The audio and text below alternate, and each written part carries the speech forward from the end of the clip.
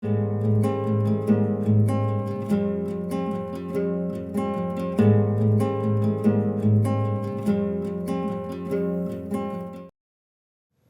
the subject is connectivity and it's an important, hot topic, as they say these days, let me say that this is about as old as human civilization can get.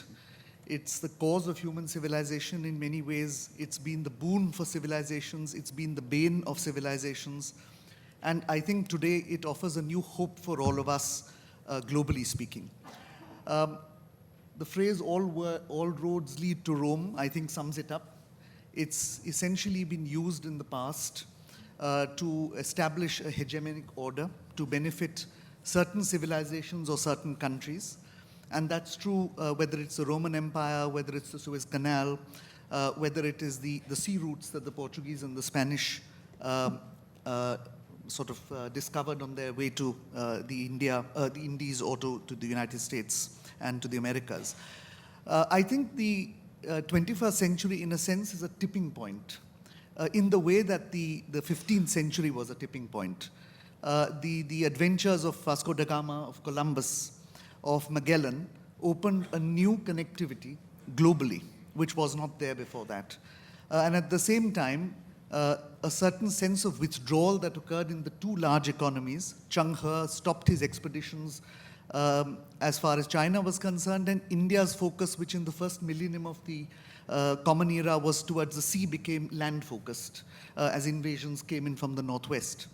And as a result of that tipping point, you had a complete change in the global economic situation. India and China declined, and of course the West emerged.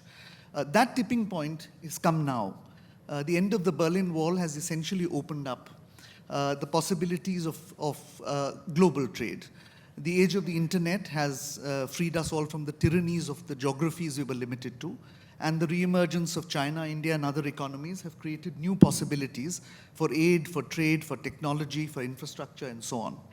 So the question really then is, while the opportunities exist for all of us who were left behind in the agricultural and in the industrial revolutions to catch up, how is it that we can build a connectivity that allows us to do this? Now, I know there is a focus on individual infrastructure projects being done by individual countries and some of the concerns that are expressed in that regard.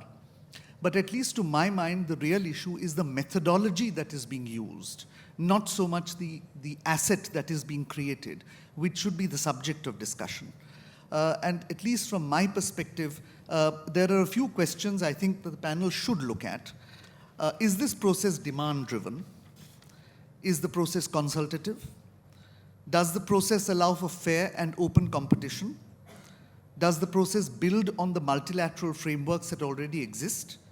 And is the process consonant with principles of sovereignty and territorial integrity?